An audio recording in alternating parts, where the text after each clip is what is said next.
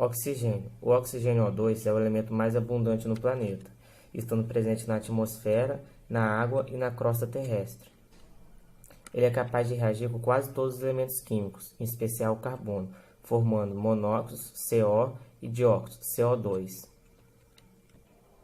Ele realiza combustão e oxida metais, produzindo assim a ferrugem.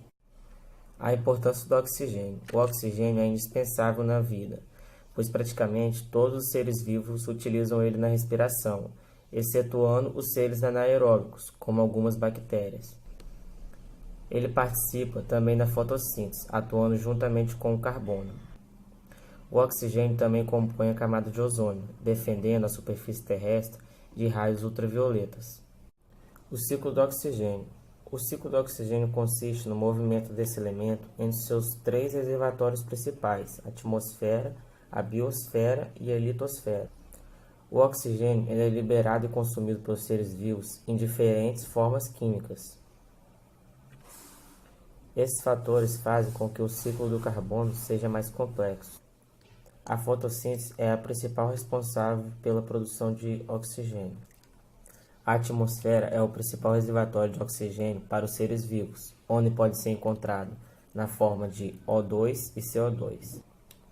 O O2 é usado na respiração aeróbica de plantas e animais, na qual a combinação de átomos de oxigênio e hidrogênio formam moléculas de água.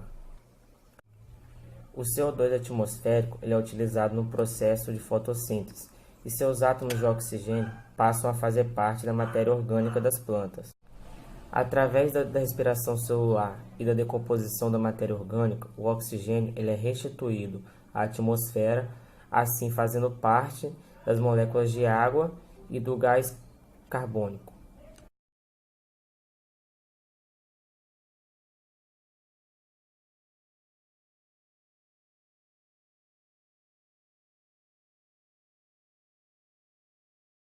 Eu estarei falando sobre o ciclo do nitrogênio.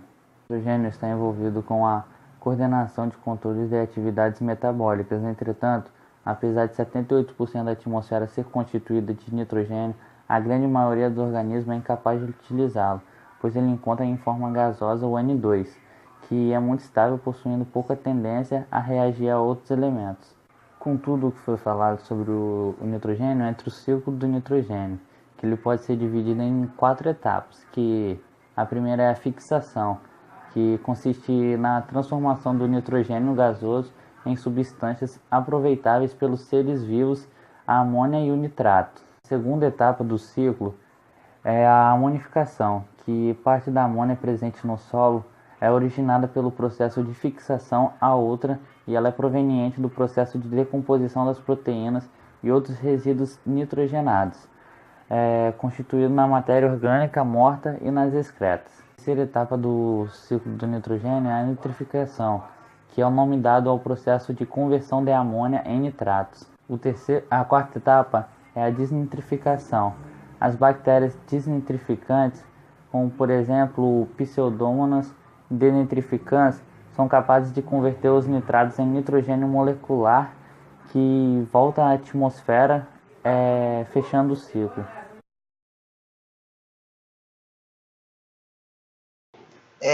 Eu vou falar sobre a água, conhecida como H2O. Vou começar falando um pouco sobre o ciclo da água. Bom, a água é fundamental para a vida e pode ser encontrada na natureza em 3 estados físicos: sólido, líquido e gasoso. A maior parte é encontrada na forma líquida. O ciclo da água é representado basicamente pelas mudanças de seu estado físico, através de evaporação e transpiração.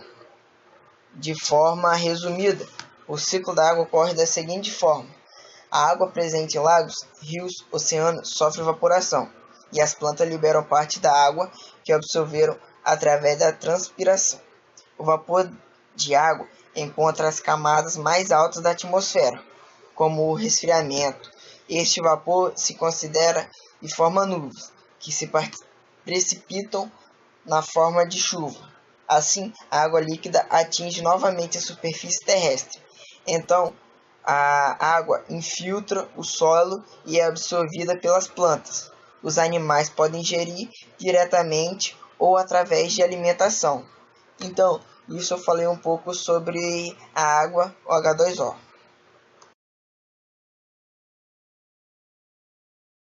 Meu nome é Juan e eu vou falar sobre o carbono. Então, o carbono ele é um elemento químico e tem o número atômico 6. Na tabela periódica, o seu símbolo fica representado pela letra C. Então, esse carbono ele é utilizado como joias em diamantes, ou como peças de perfuração, corte ou até mesmo polimento. Eu vou falar agora sobre o ciclo do carbono. O ciclo do carbono tem início quando as plantas, né, ou outros seres vivos autótrofos absorvem o gás carbônico, que aí começa todo aquele processo de fotossíntese. E essa fotossíntese, né, com isso, a fotossíntese e a decomposição orgânica por meio da respiração remove todo aquele carbono, no caso, né? E é isso.